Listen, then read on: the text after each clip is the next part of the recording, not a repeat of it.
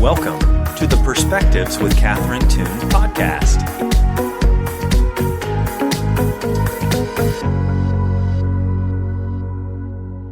All right, everybody. I have a very, very special guest today. And we have actually been chatting and having a grand old time. And then, oh, well, we might want to record something. So, Shelley Henk, welcome. Thank you. Thanks for having me. Wow, it's so amazing. And Shelley is kind of a new friend, but boy, just so much depth and beauty and wisdom and power. And she is a powerhouse and has so much to share. And I'm just really excited. So, Shelley, is it okay if I read your bio just so people kind of figure out where you're coming from? Absolutely.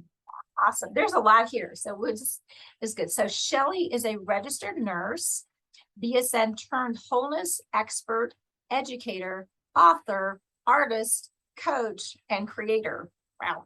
After spending 18 years at the bedside, many of those years in the birthing room, she was called to merge her passions between science, spirituality, and creativity and birth something brand new. She founded the Whole Soul Studio with her husband Todd, where she functions as the buckle in artist of the soul. It's like I'm an artist of the soul wannabe now. This is great.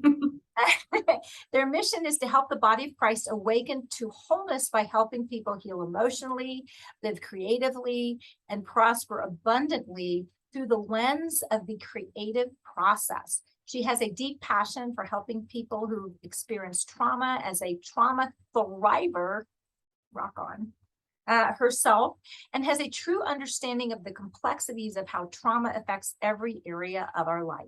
She hosts Finding Beautiful Experience retreats and Artist of the Soul sessions, where she helps people find the beauty in their broken stories, cultivate their highest calling, and create their God-sized dreams.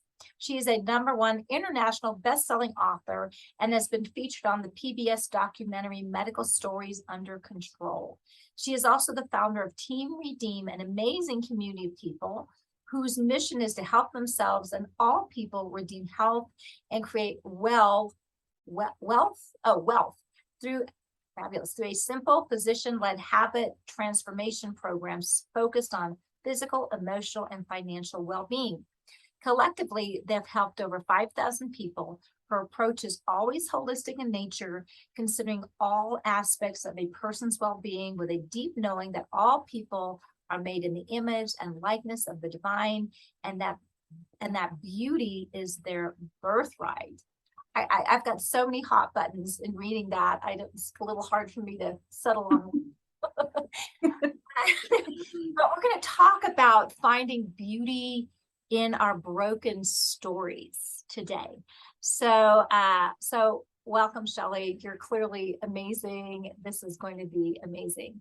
So yeah, we'll dive into, sort of share a little bit of your story, kind of how you kind of journeyed in this process and how that kind of dovetails into kind of this mandate of finding beauty in our broken stories. Yeah. Well, like most of our stories, started a long time ago, right? Because who we are is who we've always been from the beginning of time, right? And I believe that life is a custom curated curriculum to help us to become who we've always been, right? And so, I start off in my book, just so you know, in my chapter, it's a co-authored book. My chapter is entitled Backward is Beautiful. And the reason why it's titled that is because it's really through looking backwards, right? Looking backward at my broken stories, what I perceived as broken, that I really found my purpose and calling. And so the book starts out with a scene where I was just enraged by suffering. And I was about 12 years old, around there, maybe 10 to 12 years old, enraged at the suffering of the world. And I told my brother, I was like, that's not right. And, I was like, just so enraged about the suffering that was happening. And my brother said, what are you going to do, Shelley? Open the Save the World Foundation? And I was like, you never know. I just might. Right. So, but, not realizing at that young age that life is always reflecting back to us. So really, it was my own suffering, right, that I was wanting to be free from. And so I've just endured a lot of, I call it drama and trauma, right? Just a lot of broken stories, right? From losing my boyfriend to a tragic car accident, which awakened me to the fragileness of life at a very young age, to witnessing, my dad commit suicide. I actually found him. I was there with him. I watched my brother suffer and die from drug-related complications.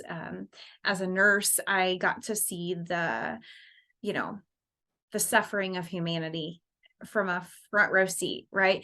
And so there's a lot in my story, and you can download my first chapter of my book at my website, and it kind of spells it all out. I don't know if you want to go into all the details, because there's a lot there.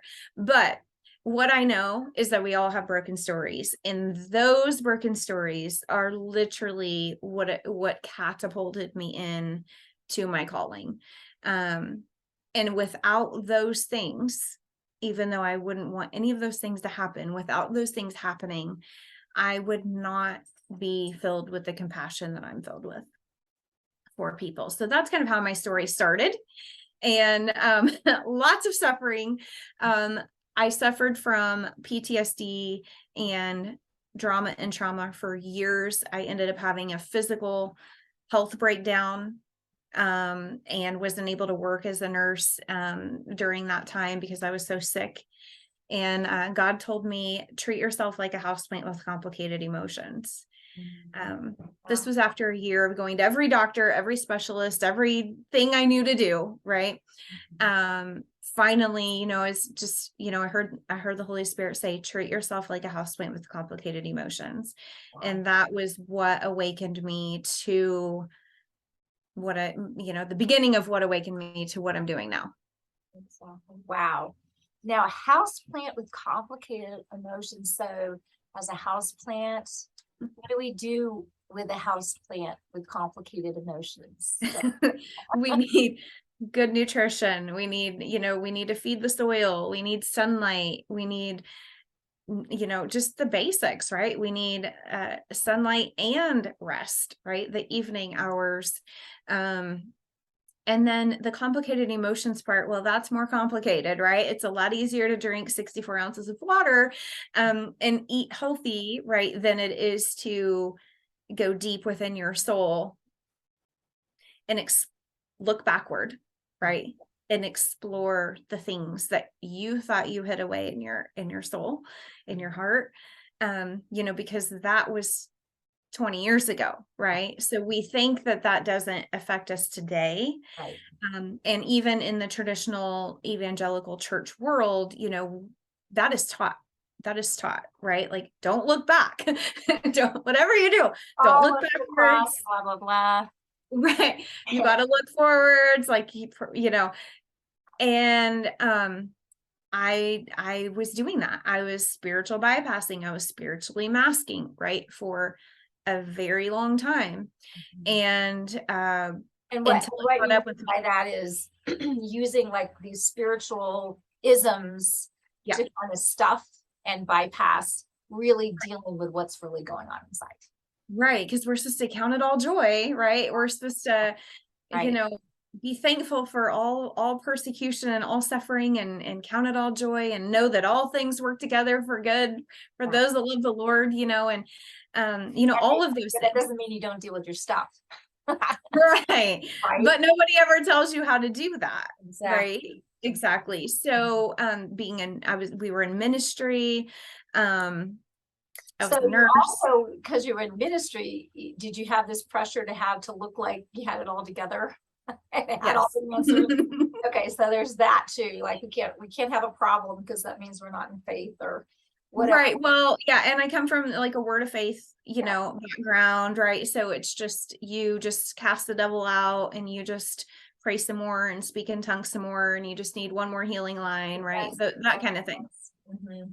Yeah. And I can honestly say I'm grateful for all of those things too. Yeah, me too. I think they have a place. Me too. And, however, what happened was, you can only suppress so much. You can only spiritually bypass so much, before your body tells on you. So I have a saying, when your head and heart disagree, your body tells on you. Ooh, wisdom right there. Say it again. When your head and heart disagree, your body tells on you. Ding, ding, ding, ding. Yeah. So your stories are stored in your cells, in every cell in your body. And you can lie to your mind, but you cannot lie to your body. Yeah, we used to call that a lot of times when you're not grieving or weeping or whatever, it manifests it will manifest in your body. Yeah, I mean, yeah, you can have like, there's broken heart syndrome, right? Like you can literally die of grief from a physical heart problem that's manifested from your emotions, and emotions. Oh my goodness. And the word of faith, I don't know about other, but like, oh my goodness, they were you don't get to have emotion. Right, exactly. You're not using unless it's joy, the joy of the Lord, honey, you can have that. Right, exactly. Yeah. So I'm sorry, keep on going. Oh yeah. No. So that's kind of really what happened was I got, basically what happened to me was that I kept ignoring my body and my heart, right? Because I also thought that my heart was deceitful above all things, right? And that you can't trust it. Right. So I'm just all head knowledge, all just like above all things and desperately wicked. You forgot that. My heart's desperately wicked. My flesh is evil, right? Like, oh my gosh, I'm sorry. It's just one of those not helpful if you don't understand where it's coming from. Okay, keep going. Right. If you understand what I'm saying, you're probably chuckling on the inside, and I see you. I'm chuckling on the outside. If you don't know what I'm talking about, then that's okay too. But yeah, so I got basically like a year timeout of life, because what I developed was a host of things, but one of the things that I developed was POTS syndrome. So for those of you listening that might not know what that is, that's postural orthostatic tachycardia syndrome. And anything that's a syndrome, by the way, is just a collection of symptoms that nobody really understands. They don't know. Tick these off and we'll call it something and we act like we'll just call it a syndrome. And then, because if you can diagnose something, then you can get a pill for it. Okay. So that's what I was diagnosed with, POTS syndrome. But essentially what happens with POTS syndrome is that your head and heart literally are not communicating with each other. So it's a physical manifestation of what was going on inside your emotional, psychic, spiritual dynamic there. Wow. Exactly. And so you randomly pass out, right? And so I was just not reliable, right? Because you could just pass out wherever and feel faint, and it comes with a lot of other symptoms, but and I had chronic daily migraines. So that's, sometimes people say, oh, I have a migraine. Well, this was every single day. You have more days with migraines than you don't without migraines. How? It was literally hell. That people who have chronic daily migraines have a high rate of suicide because it's so painful. Right. And so those are kind of the things that I had going on. I was diagnosed with anxiety disorder. Not one person ever said to me, tell me about your past. Nobody ever looked backward. Right. I wasn't going to look backward because I knew there was a lot of stuff back there that I couldn't control. It was in the past. In my mind, it was like, it was in the past. It's not happening now. But the problem is that my body didn't know that. Body was stuck back there. My body was stuck back there. Yeah. And your psychic infrastructure. Yeah, my psycho spiritual being was not happy, and then my body was screaming to get my attention, right? And so I'd go to the doctor. I was a traditional nurse, right? Bachelor's trained nurse. You're sick, you go to the doctor, you get a pill. Or I was word of faith, you go stand in a prayer line, you get the hands laid on you, and if you don't get a miraculous healing, like, that's what you do. Right. Okay, those are your two options. It's crazy now that I think about it, but so I went to every doctor, had 2 surgeries. I went to every specialist I could even think of, right? I had like a full-time job going to the doctor. But ultimately, what awakened me was, yeah, we are basically houseplants with complicated emotions, and the complicated emotions part is the big deal here. Especially for people who have complicated, broken stories. That's what I like to call it. I feel like trauma is kind of a word that we kind of pass it around like a lot. And I don't know if I like that, but I do like the word broken stories.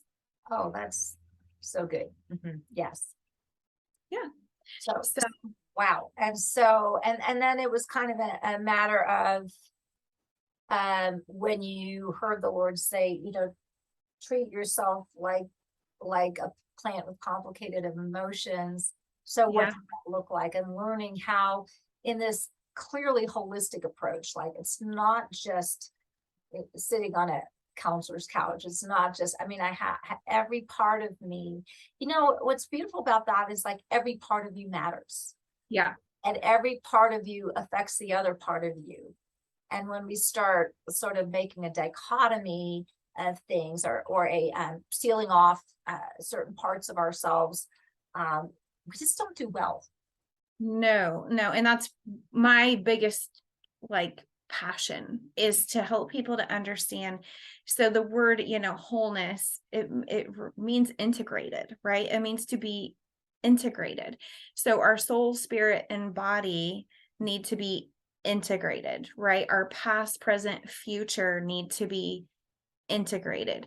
When we start separating our past from our present, from our future, we disintegrate, which is the opposite of wholeness. When we separate our spirit, soul, and body, we become disintegrated, which is the opposite of wholeness.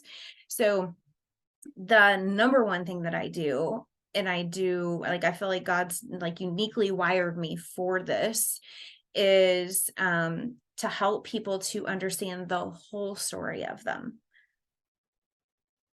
right? And the whole story of Him, because we are a story living inside of a story. Now, I love that. Say what you mean, elaborate on that if you don't mind, because I know there's something beautiful there that I will miss. Yeah. Well, it's if we want, the Old Testament, New Testament need to be integrated, right? We have to understand that we have a past, right? But we have a new present reality through the cross, just to, it's even, to think about Christ's death, but not to understand His resurrection, right? And to get stuck on the death. I think sometimes as believers, we're really focused on the death of, the sacrifice of the cross, the death of the cross, right? But how much do we really hear about the resurrection, about the, the rising of Christ, right. The awakening that we have in Christ? And so when we section off parts of His story, right? Or parts of history, right? America has a past, a present, and a future. And what will heal America is when we integrate our past with our present, and then we create a new future. And this is universal, right? Every country, right? Yeah, exactly. You can apply it to anything. And that's what God showed me. He showed me how to mend and make new our broken stories. He showed me how to unearth the broken stories, not to find what needs fixed, which is exactly the opposite of what most people do. We go digging around in our broken stories so that we can find all of our wounds and all the things that need healed, right? And all of this, okay?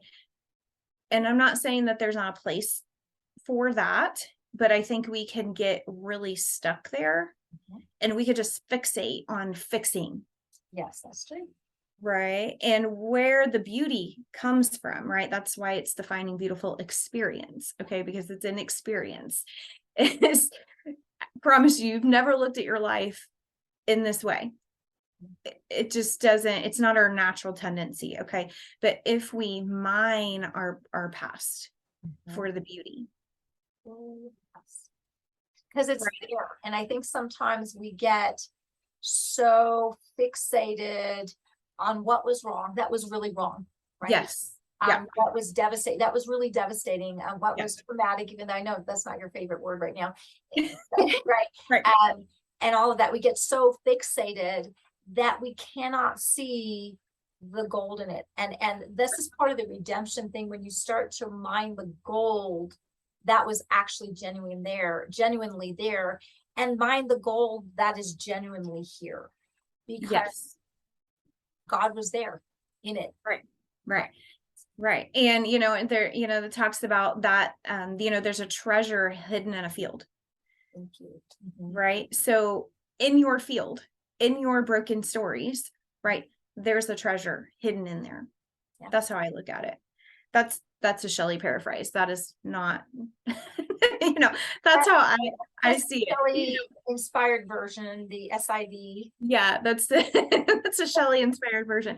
But that's how I think about it. So if we learn to go backward, right, and mine our broken stories for the beauty, because what happens is, think about the most traumatic thing that has ever happened to you, right? The thing that you would say, this was the hardest thing I've ever experienced in my life, right? If you think about that thing, there's something that you lost during that time, right?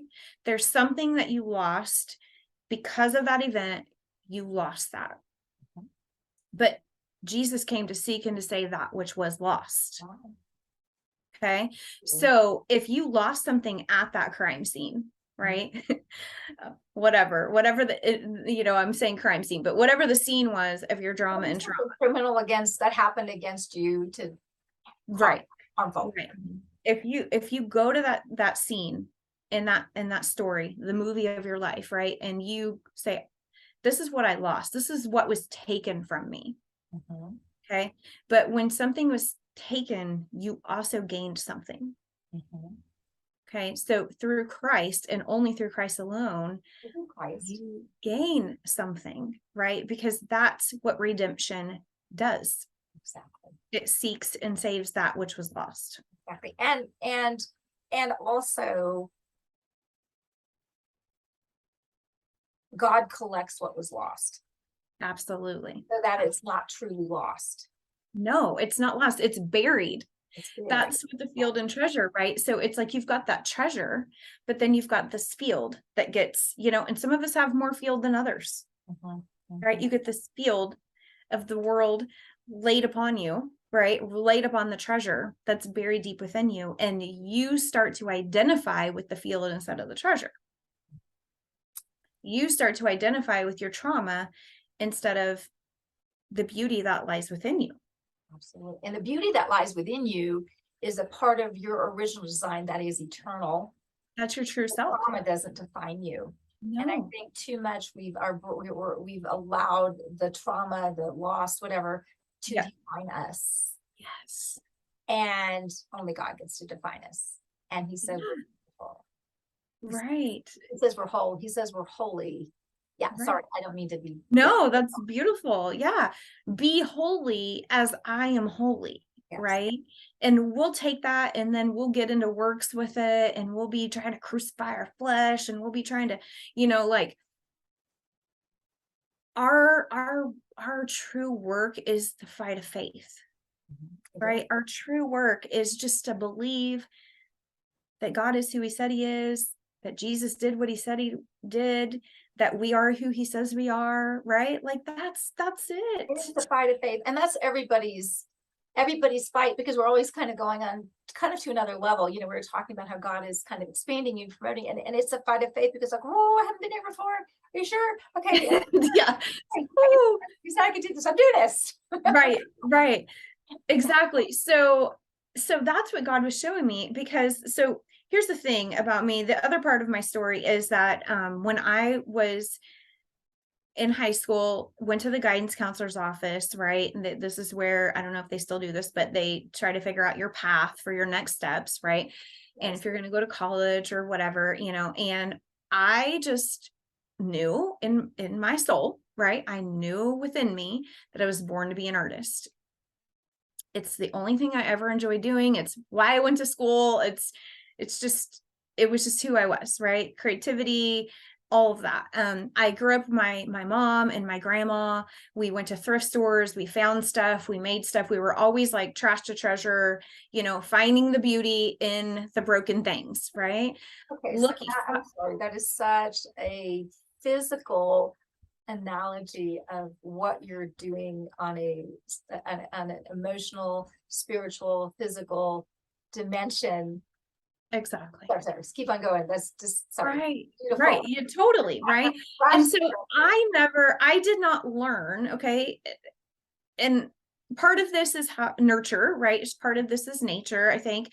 But because I grew up with these women in my life, and my dad too, my dad restored cars for a living, so people would bring him broken things.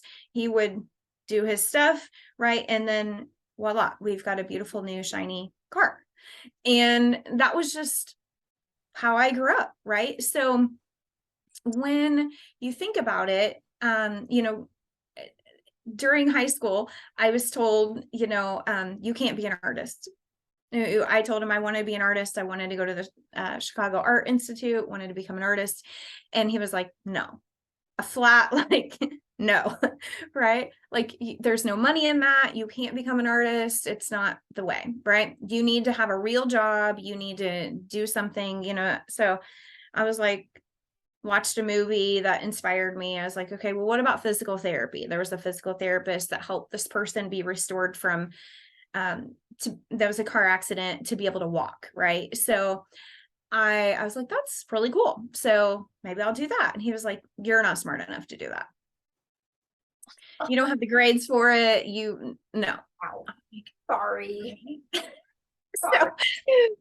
But for me to say you can't be an artist, nobody will pay you for it. Mm-hmm. With that, how it felt to me, I understand what he was doing, but what it felt to me was who you were born to be has no value. Wow. Because people only pay you for things that they value. Mm-hmm. And let me tell you something. If you can create beauty from brokenness, you have value. Yes. Okay. And beauty from brokenness looks like a lot of different things, right? Right. Yeah. Mm-hmm. Yeah. Oh, yeah, my. physically, Really financially, all of it. emotionally, spiritually, all of it, right? Like we've got broken money stories. We've got broken physical stories, broken relationship stories, all of it, right? So I say all that to say, when I was going through this unearthing process, where God was showing me, like, it's okay to look backwards. You're safe. Yes. You're soothed, right? I've got you. So, I mean, long story short is I started just doing water, eating healthy, balancing my blood sugar, doing all of the, things that you would think to do to take care of yourself if you were a houseplant, right? Like, kind of makes sense. You wouldn't put Mountain Dew on a houseplant.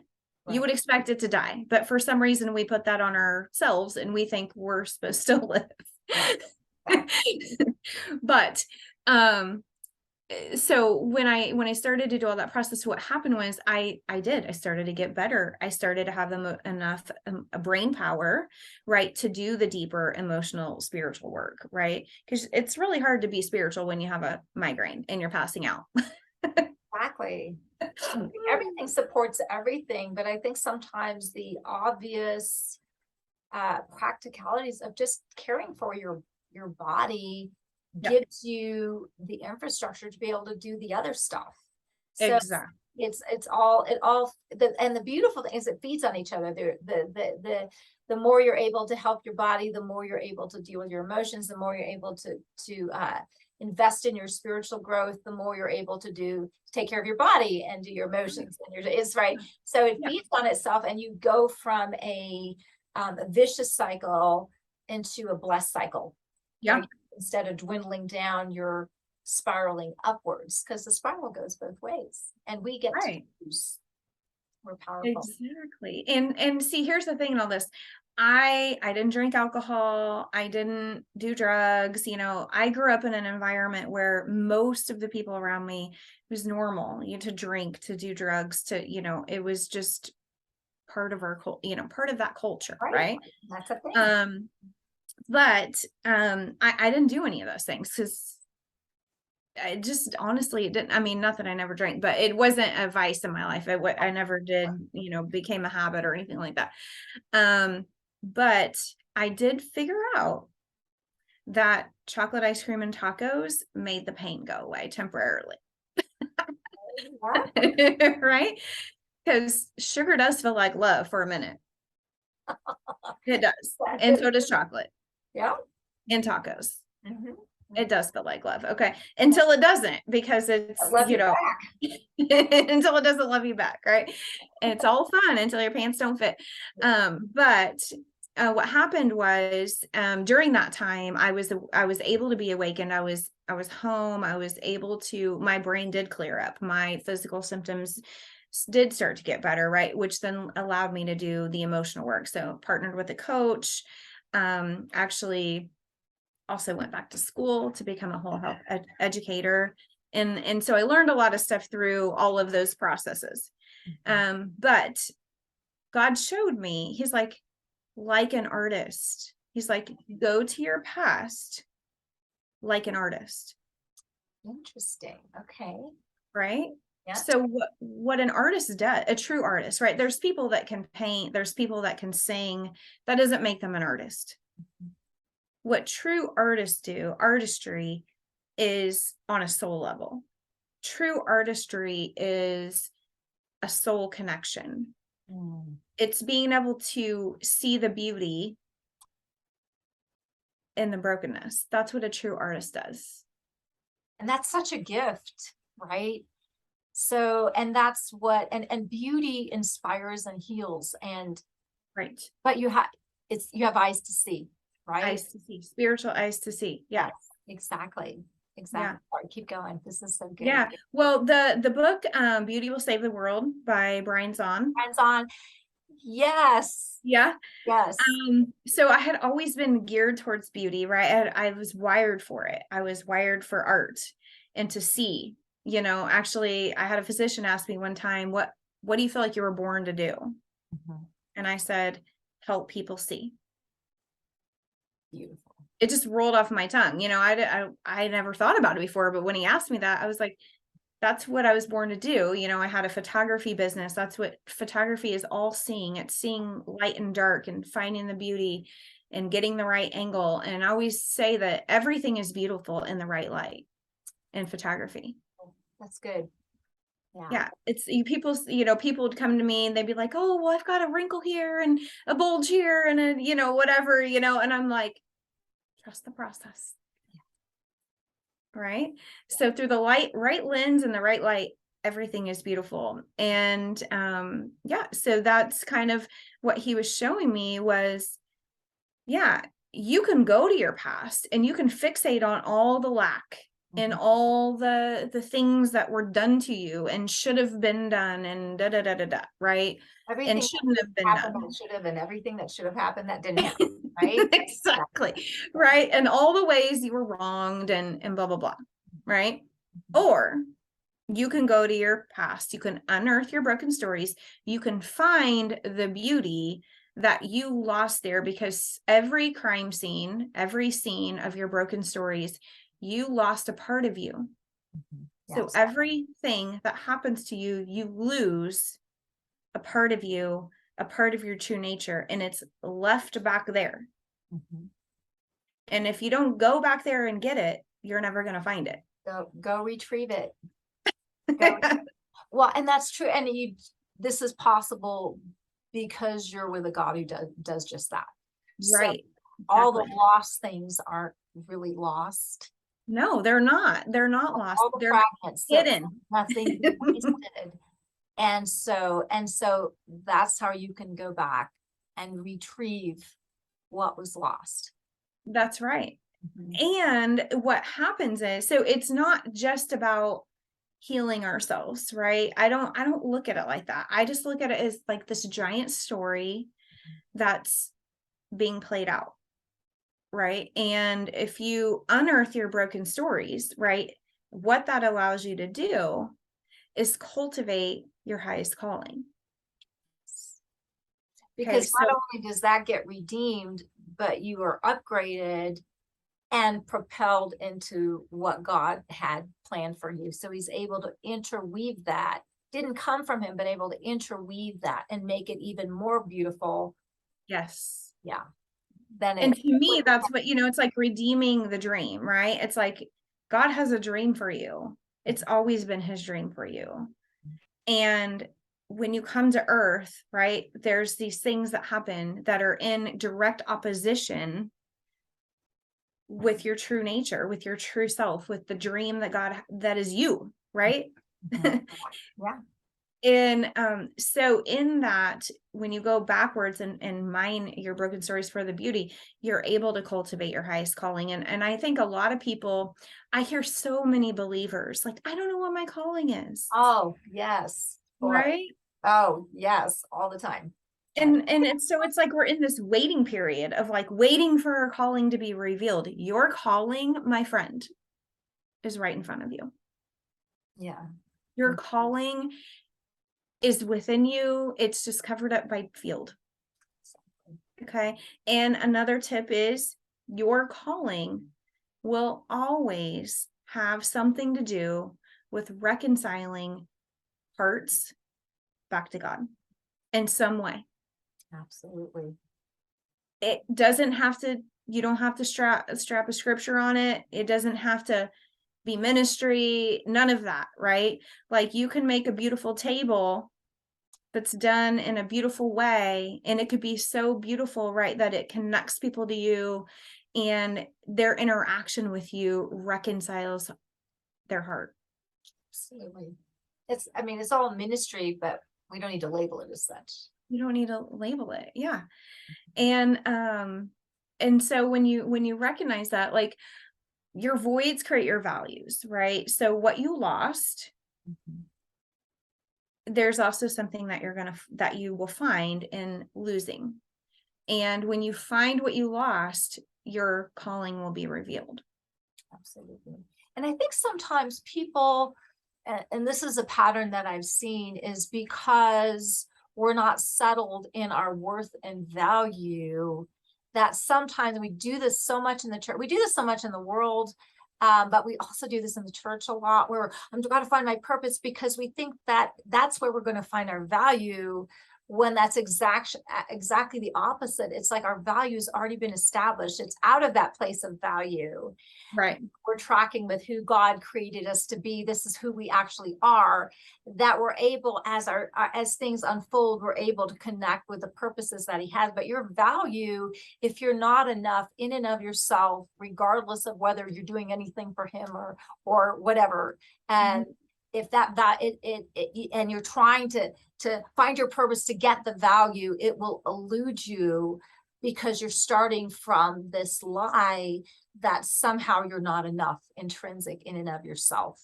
And so you're trying to use the purpose to give you value, when the purpose is just a byproduct and a reflection of what's already true about you and the value of who you are.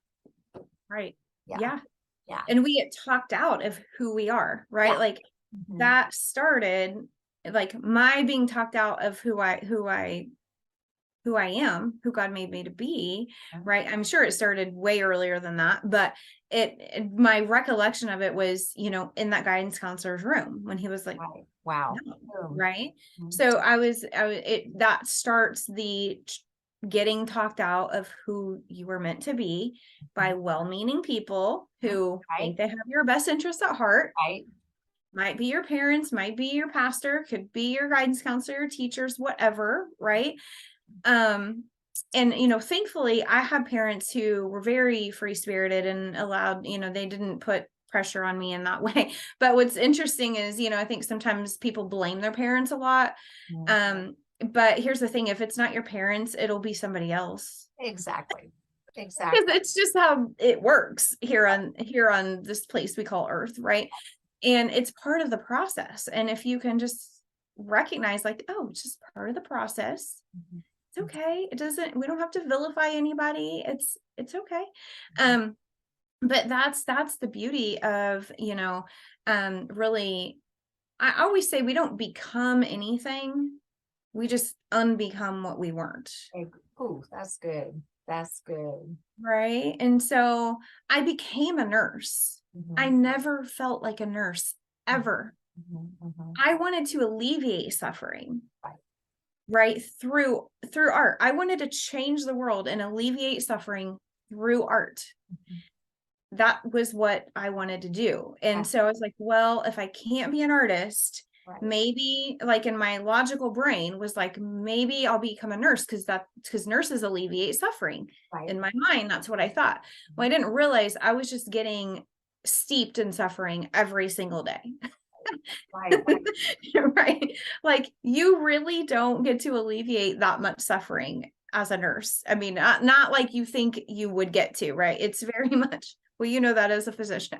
It's not transformation. I mean, it's necessary, and thank God for the doctors and nurses that are called, and this is what they do, and they're playing their part. Right. But it's not generally transformational, and certainly where it's very complicated. Your body was broken down because of the onslaught that happened that was not dealt with and not taking care of yourself. And that whole transformational aspect comes out of the place of treating the whole being. Yes. It's interesting because you did gel partially with what you were created for. It was just kind of a little judo move. Okay, Yeah. but that's not really it. So Right. there's only so much it had life on it, Yeah. right? Yeah. Because it wasn't what you were really called to do. Yeah. That's Yeah. actually also part of your journey because I'm sure you take some of that in with you in your Absolutely. story and find the beauty in that, even though it wasn't right, So it's not like we have to, we're not going to get this all perfect. It's No. not perfect, but it's about a journey where we keep on flowing until we're really, okay, that's it. Yeah. Yeah. Yeah. And I think that takes it. time, that takes learning to attune, our spiritual senses and truthfully, honestly, getting sick was the best thing that ever happened to me because it put me in timeout, right? Like it was like my body was like, yeah, you're not going to listen and don't have time and Right. whatever. So we'll just you can just pass out and then you won't be able to go anywhere. Right. Right. That's why we have all this time. You'll listen to us. Right. But yeah, so it's always it's in us and it's trying to be born. Right. The true self is always trying to be born, but we have to unbecome all the things that weren't really true about us. Right. And so I can see the story now looking backwards. It makes total sense. Right. But like when you're in it, it's and you're the only person looking at your story. It's very hard to see. I really feel like you need another person. Right. And that's why I had a coach. I had a community of people helping me do the work, and no man is an island, right? And I don't believe that wholeness is actually something you can attain by yourself. No, because part of wholeness actually is community, and Exactly. it's actually God meant us to be dependent on him and interdependent on one another, and Right. not independent from either. And we will be one sick plant Yeah, exactly. Trying to do just me and Jesus, or if we're trying to do, or not avoiding community or trying to be without Jesus and all that, we're going to be one sick puppy. And, and that's part of the healing process, because, for part of the journey of finding beauty in the broken story. Yeah. Reframe that. I just did that right there. Yes, I love it. I love it. Yeah. And I always say, we are broken in community, right? We become, our broken stories happen in community, right? By people usually, but our healing and our wholeness also comes through community. Yes, it does. And what we often do with trauma, the more we're wounded, right? The more we avoid community, the more we hide our true self. And the more we avoid community because we're afraid to be wounded again. But what actually happens is when you do that, you actually build yourself a little prison that you can never get out of. Well, and until something changes, then you decide to take some chances. Right. Yeah. It will look like engaging with other people. Yeah, you've got to engage in other people some way. Yes. Some way. Right. And then we talked about this too, is it's very safe. Like, so we often think like brokenness, right, looks like, I don't know what we think it looks like somebody who's down and out, right? Somebody who's on the streets or, drinking and drugging or whatever. It can. Okay. But the same thing that causes people to do that also causes your body to break down. It's actually, the root of it is the same thing. It's just that those two people chose to handle it in a different way. Sure. But it can also look like overachieving. It can look like overworking. It can look like collecting a bunch of degrees. A bunch of certifications, right? Confession right there. Right. And we just can hide. We can learn that we can achieve, and then we can be affirmed by our achievements. It can look like people hiding in the ministry. Oh, and it looks like that a lot. Yeah, it can look like CEOs of companies, right? Because who's going to argue with the CEO? Who's going to argue with the head pastor? Who's going to, right? Who's going to argue with Catherine Toon, MD, right? Come on. Right? Nice. Be nice. But you know what I mean? It's, I get it. So you hide behind, you build these constructs that are socially acceptable, and then you hide behind them. And what's really going on is that you are bleeding out behind it, and you're not living an authentic life. Right. And who wants to come to the end of their life and realize you didn't live your life and you weren't who you were created to be? Oh my gosh. That is like the number one thing for me, right? Is there's a book called The War of Art, not The Art of War, The War of Art, but it talks about that. I love that book, but it talks about that is that there's these two lives, right? And what my husband says, and I love the way he says it, is there's two lives. There's a life you're living, right? And then there's the life that you could live. It's your custom designed life. And both are possible. Isn't that? And we get to choose, but it does require being brave. It does.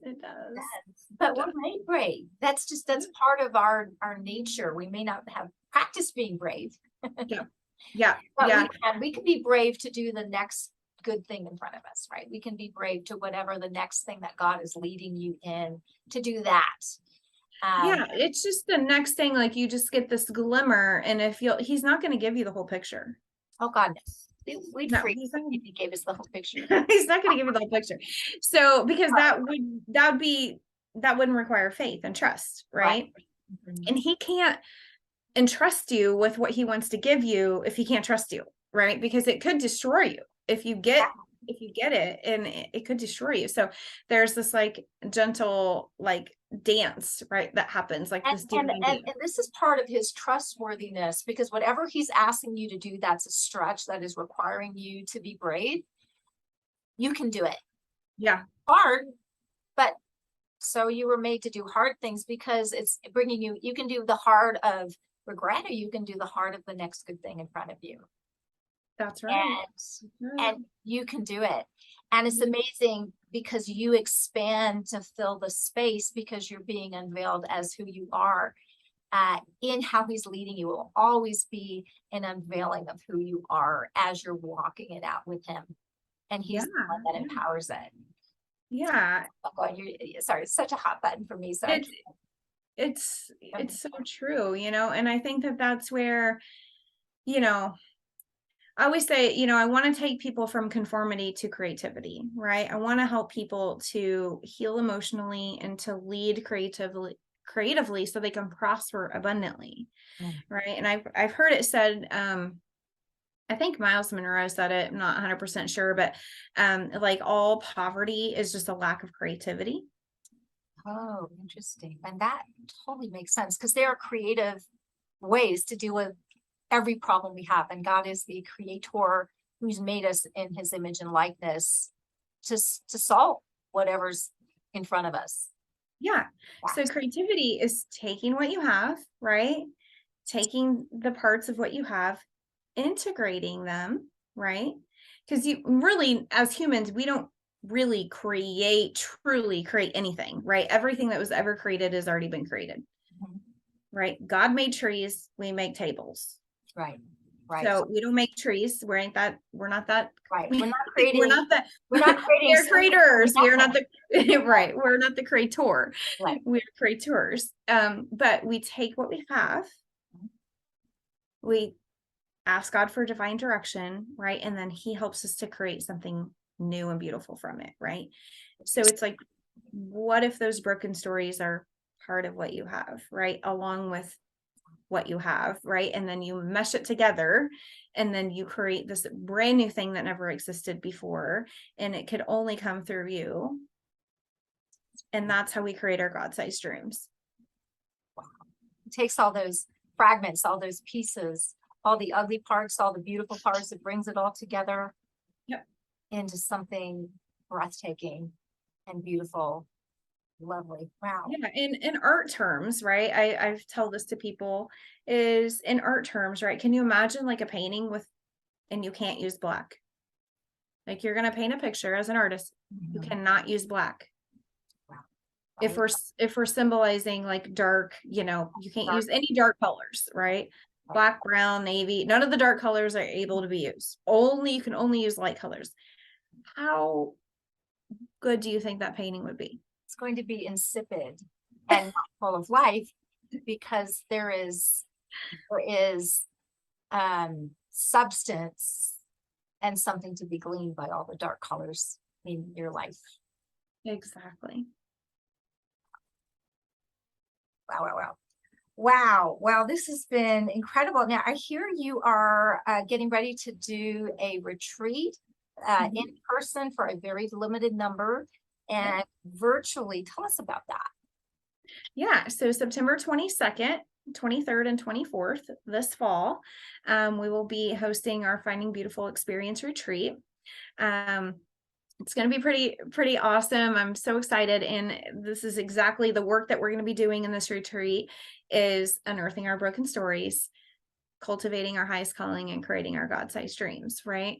We're going to do this through the lens of the creative process. So we're going to use, photography. We're going to do some art together. We're going to, have some worship and just, it's just going to be a beautiful collection of really using science and spirituality, right? So, and artistry. So it's going to be really unique. And the cool thing that I'm really excited about is we're going to be able to do it in person for 10 people only in person, but it will also be available virtually. So it'll be an in-person retreat and a virtual retreat that's happening simultaneously. God gave me this idea and I'm so excited about it to be able to kind of collectively be together, but then also be together in a small intimate setting with the 10 women, or, it's going to be for women in the house. Right. And it's going to be in Danville, Illinois. It's going to be full of nature. We're going to hike. We're going to heal. We're going to become whole. It's going to be awesome. Oh, God, wow. That sounds so amazing. Now, where do people find you? How do people find you? And I will be including, you gave me a link, so I will be adding this to the. Yeah. You can find me on my website at wholesoulstudio.com. You can also find me on Facebook, Shelley Henk. That's EY, SHELLEY, HENK. Those are Henk, not Hank, just so you know. Right. Henk like pink, but spelled with an E. I know it's confusing. But you could just go to Facebook, type in Shelley Henk, and I will come right up. Okay. Yeah. And if you want to download the first part of my book for free, you can go to my website, wholesoulstudio.com, and download my free book. And I also have a free private Facebook community. I go live in there every Wednesday evening. So if you want to connect with me that way, that would be awesome. That is awesome. Now tell us the name of your book. It's called Just Say No. Mm-hmm. It's a co-authored book with 14 other Kingdom women, and all focused around setting healthy boundaries and saying no to everything in your life that does not serve your destiny story. Whoa. Well, that is awesome. Oh, Shelley, this has been so much fun. You can tell it because I feel like I'm just kind of vibrating and hopping in so much there. And I love it. I love it so much. So as we're kind of closing out, any final things that you want to share? I want you to know, if you're listening, and I want you to know if you feel like you have a broken story that's beyond repair, okay, and you feel brokenhearted, right? I want you to just remember, right, that Jesus heals the brokenhearted. Yes, absolutely. Yeah. I spent way too long believing that what I went through, the things that I went through, were just, I just couldn't go there because they were just too painful, right? And I think that I'm not alone in that. Me too. Yeah. But man, go in there, just taking care of what needs to be taken care of, taking care of you. Yeah. And oh my goodness, it's worth it. It is so worth it. And you can do it.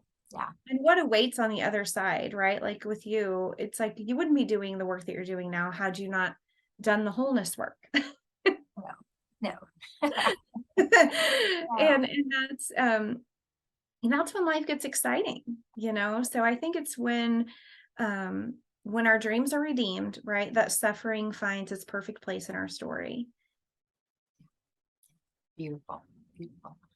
Well, Shelley, it's been so much fun. It's been so profound. And everybody just go to the link that I'll be attaching because she's got all these great resources for you. Check out the retreat. I'm sure that the information will be coming up as you have it to give on your Linktree link that I'll be sharing. And thank you so much for joining. It's been amazing. Absolutely. Thanks for having me. I appreciate it. Yay, awesome. Well, everyone, share this with someone needs it. This is powerful and life-giving. And thank you for watching. And everybody have a fabulous day. Thank you. Absolutely. Bye, guys. Bye-bye.